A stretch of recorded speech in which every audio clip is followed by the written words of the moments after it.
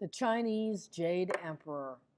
Well, the Chinese mythos is also a little bit harder to understand or get detail on, just like some of the Celtic mythology.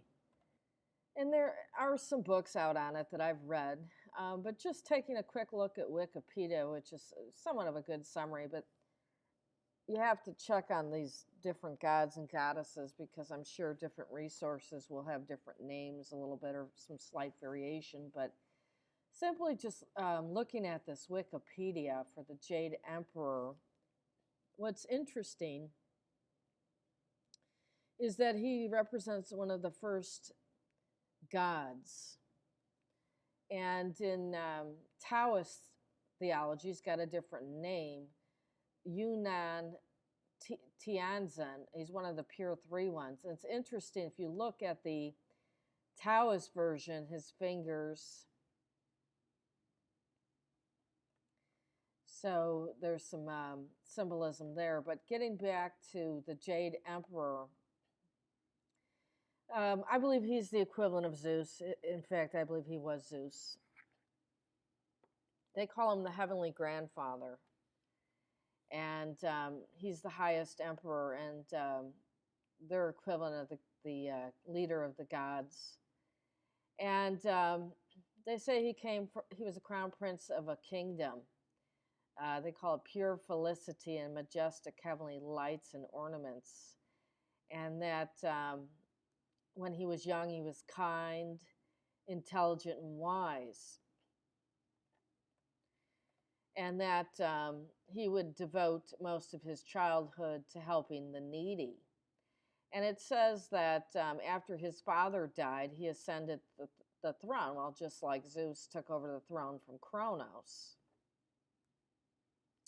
And that everybody in the Jade Emperor's kingdom found peace and contentment.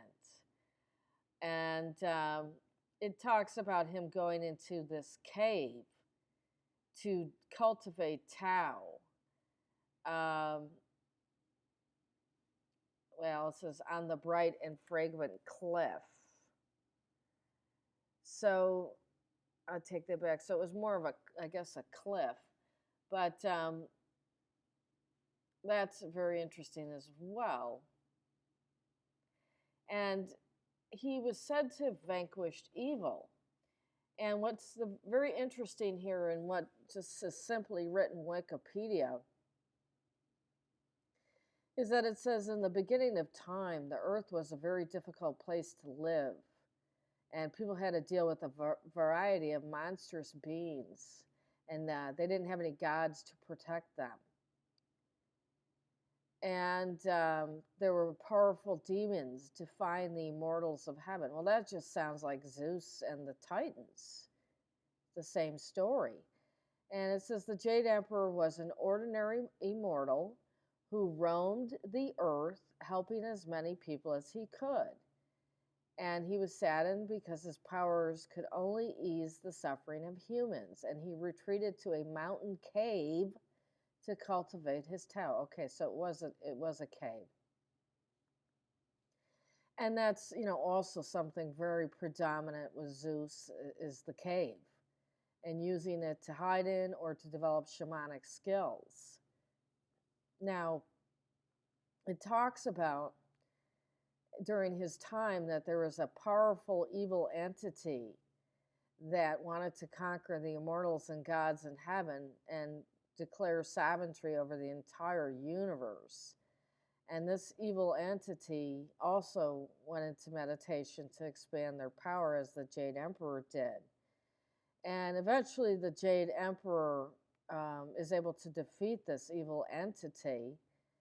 And it says that during his war, the Jade Emperor's war, the Jade Emperor finished cultivating during the war. And he changed the land to make it more livable for men and got rid of a lot of monsters that he saw as evil.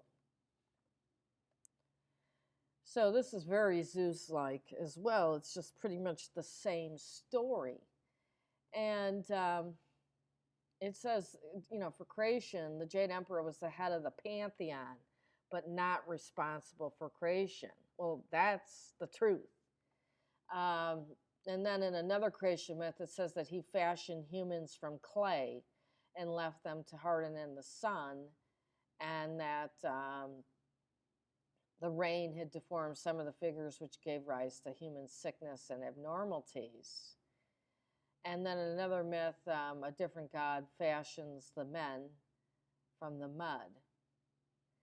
So this is Sumerianish, and I've already showed you, or Sumerian mythology like, fashioning the humans out of clay, which basically means teaching them civilization and agriculture, and probably also mating with some of them to create a kingship line. And this is just pretty much the same story. And it goes on, and talks about some of his daughters with the celestial queen mother, and it just continues on with all the other gods, and the zodiac, the 12 animals of the Chinese zodiac. It describes all the stories that go back to these gods and goddesses in the zodiac. And it talks about how this Jade Emperor would ask animals to visit him in heaven and help him out. And that's where some of these stories come from. Well, that's the same thing as the Greek zodiac. So I would conclude that this is the same person that is Zeus. Now, just want to briefly touch on Chinese mythology. And like I said, it's a little bit harder to get a good source on. And it's something I'm still studying. But the dragon and the serpent are predominant in Asian mythology, just as some of it was in Egyptian. But the serpent is worshipped and not feared in Asian society. And dragons play a tremendous amount of a role. And the dragon was the symbol of the Phoenicians as well as the Vikings. So here's another symbolic connection. But just briefly looking at some of this on Wikipedia, there's a brother-sister team, Nuwan Fuxi, and represented as half snake, half human. So that's a very interesting representation.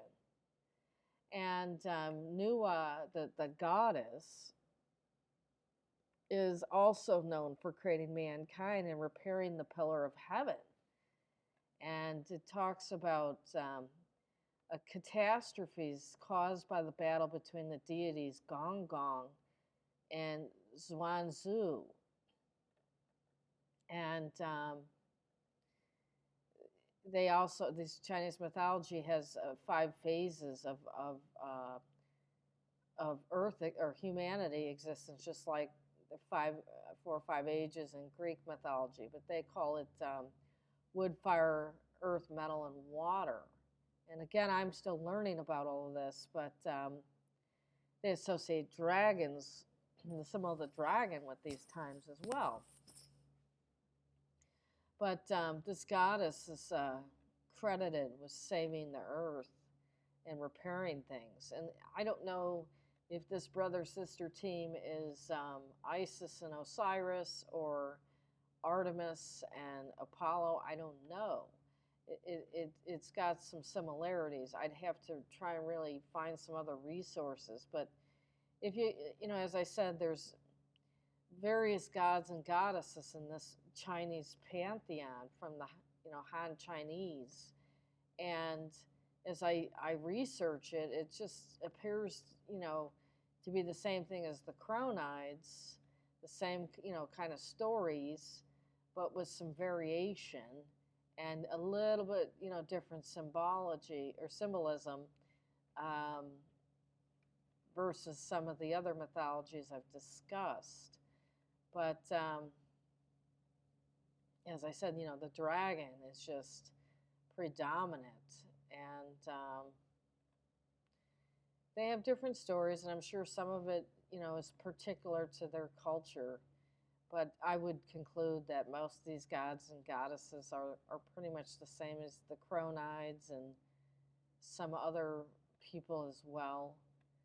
But yeah, that one's, like I said, Chinese mythology is a little tougher nut to crack, just like Celtic mythology. And um, I'd almost have to go maybe to China or something, or talk to somebody very knowledgeable on it to learn more, because I think some of the sources out there are limited. But interesting, last thing I want to say is, according to this Wikipedia, there's this god named Shangdi, and he's not the same as the Jade Emperor. He's different. And Shangdi, or Shangti, um, is a supreme god and sky deity, and he's identified as heaven, the universe, the great all.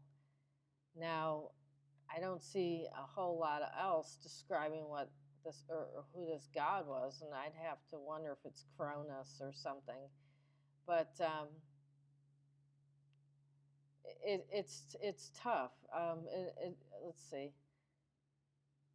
They were apparently on this Wikipedia saying that they were using sacrificed oxen, that would be a bull, to send questions or communications to this god, Shangdi. So they were offering sacrifices of a bull. So that's interesting as well. That's something that is interesting, and really could use some more research. But I would definitely bet that this is the same group as well. And I've already told you Zeus and Dionysus Osiris traveled the world and spread their agricultural cults, and Zeus's children as well did it. It traveled the world. Okay, so that's it on this Jade Emperor and Chinese mythology. Thank you.